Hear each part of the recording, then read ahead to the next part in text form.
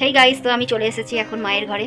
পরপর ভিডিওটা তোমরা দেখতে থাকো, আশা করছি তোমাদের ভিডিওটা ভালো লাগবে। আর আমার চ্যানেলটা সাবস্ক্রাইব করো, ভালো লাগলে লাইক করো, কমেন্ট করো। হ্যালো বন্ধুরা, তোমরা সবাই কেমন আছো? আশা করছি তোমরা খুব ভালো আছো। কাণ্ড কারখানা চ্যানেল তোমাদের সবাইকে ওয়েলকাম। তো দেখো, মায়ের ঘরে এসেই মা আমাকে কাজ দিয়ে দিচ্ছে কি না, পিঠে তৈরি করতে হবে। তো মা ওখানে নারকেল পাকিয়ে দিয়েছে চিনি দিয়ে, আর আমাকে এখন পিঠের পুর ভরে রেডি করতে হবে। মা বললো তুই এইগুলো কর, আমি ওইদিকে করতে থাকি। তো দেখো আমি কত সুন্দর করে পিঠেগুলো রেডি করে নিচ্ছি একে একে।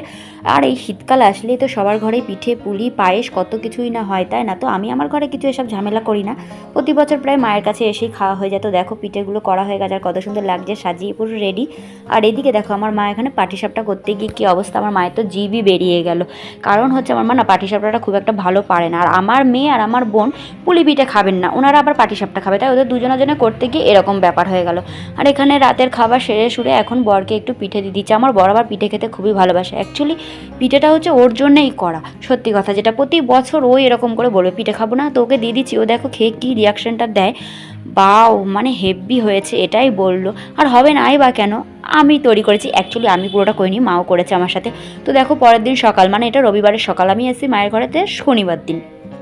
তো এটা হচ্ছে রবিবারের সকাল, ঘুম দিয়ে উঠে গেছি আমরা সবাই। আমার ছোটো মেয়ে এখনও ঘুমাচ্ছে, আর গবলু এখানে বলছে দেখো বন্ধুরা আমার মানি এখনও মুখ ধুইনি, চা খেতে বসে গেছে। তো না বন্ধুরা, আমি মুখ ধুয়ে চা খেয়েছি, তারপরে এসে এখানে একটু পিঠেটা আমিও ট্রাই করে নিচ্ছি কেমন লাগছে খেতে, দেখছি। তো আমার তো খুবই ভালো লাগলো। আর একটা কি বলো তো, আমার বন্ধুরা, আমার বোনের ছেলেও কিন্তু পিঠে খেতে চায় না এই পিঠেটা, তো আমি ওকে খাইয়ে দিলাম। তারপরে রিয়াকশনটা দেখো কেমন করছে, দেখেছো? তো যাই হোক আর আর খেতে চাইলো না। তারপর দেখো এখানে আমি সবজি কাটতে বসেছি, পেঁয়াজকালি, আর পেঁয়াজ কাটতে বসে মানে আমার চোখ দিয়ে বড় তো গঙ্গা যমুনা বয়ে গেল। মানে এত পরিমাণে ঝাঁঝ পেঁয়াজকালিটা, তোমরা তো জানো আমার তো মানে কান্নায়, মাকে বলছি মা তোমার বাড়ি এসে দেখো আমাকে কাঁদতে হচ্ছে সকাল সকাল। তো এখানে পেঁয়াজকালি সবজিগুলো সব আমি কেটে বেছে একদম রেডি করে দিয়েছি। তারপরে সকালের টিফিন হচ্ছে, আজকে মাকে বললাম মা পুঁইমিচুলি চচ্চড়ি আর ভাত করো, তো মা তাই করলো। তারপরে কেটে কুটে দিয়ে আমরা এখানে সব খেতে বসে গেছি, দেখো পুরো ছড়িয়ে ছিটি নিয়ে বসেছি এইরকম। তারপরে খেয়ে দিয়ে নিই, আর যেখানেই যাব আমার তো মাংস ধোয়ার পালা থাকেই, যেখানেই যাব আমি মাংসটা ধুই। কেন বলো তো, আমার নিজের হাতের মাংস ধুলে পারেন আমি খেতে বেশ ভালোবাসি, কারোর হাতে ধোয়াটা আমার পছন্দ হয় না, সে যেই হোক কেমন যেন মনে খুঁতখুত লাগে। আর বিয়েবাড়ি গেলে ওর জন্য তো আমি খেতে পারি না ভালো করে মাংস। তো যাই হোক এখানে সব টুয়ে রেডি করে দিলাম, মাকে বললাম মা তুমি রান্নাটা করো, আমরা একটু ঘুরে আসি। আর শীতের দুপুরে সবাই একসাথে হয়েছে, একটু ঘুরতে বেরোনো হয়ে যায়, তাই না? এখানে যেটা নতুন জিনিস দেখাবো, তোমাদেরকেও দেখাবো, আমার মেয়েরাও দেখবে।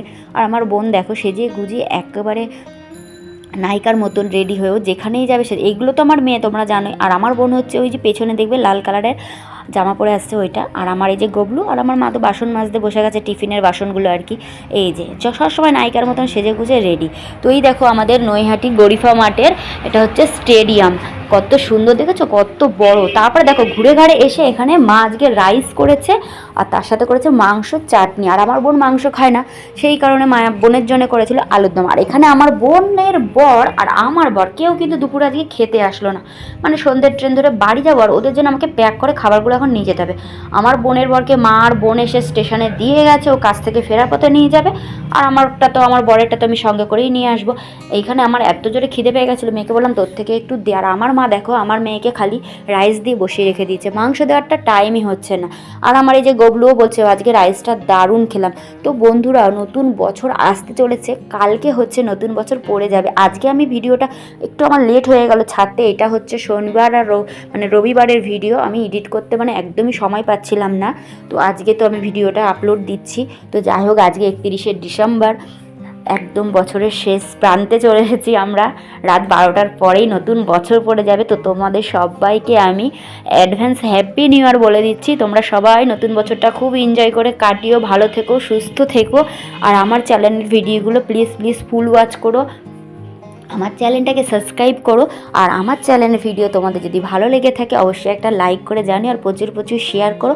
আর আমি তো একদম নতুন ক্রিয়েটার, তোমরা বুঝতেই পারছো আমার সাবস্ক্রাইব দেখে। প্লিজ আমার পাশে থেকেও, আমাকে সাপোর্ট করো, আমাকে অনেক এগিয়ে নিয়ে চলো।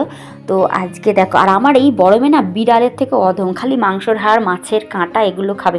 তো ওর বোন মাংসকে হাড়টা দিলে ও এখন সেটাই বসে খাচ্ছে। আর এদিকে এখন মা আমাকে দিয়ে দিচ্ছে, আমার তো পেটে ইঁদুর দৌড়াচ্ছে, ছুঁচো দৌড়াচ্ছে, এরকম ব্যাপার। মানে এত জোরে খিদে পেয়ে গেছিলো, ঘুরে ঘাড়ে এসে 3টে নাগাদ এসে খেতে বসেছি, তো বুঝতে পারছো। আর মানে রাইসটা যা হয়েছিল, আমার মা এখন ভালোই বেশ রান্না শিখে গেছে চাইনিজ খাবারগুলো। আমি এখন ওইসব কিছু পারি না। মা আগেরবারে এসেছিলাম বিরিয়ানি খাইছিল, পোলাও খাইছে, এবারে ফার্স্ট টাইম রাইস করলো, সেটাও অসাধারণ হয়েছে। আর আমার মায়ের হাতের রান্না মোটমাট ভালোই হয়, অতটাও খারাপ হয় না। আর আজকের ভিডিওটা ভালো লাগলে আমার চ্যানেলটা সাবস্ক্রাইব করো আর পাশে থাকা বেল আইকনটা ক্লিক করে দিও, যাতে আমি কোনো নতুন নতুন ভিডিও আপলোড দিলে তোমাদের কাছে নোটিফিকেশনটা চলে যায়। তো ভালো থেকো, টাটা।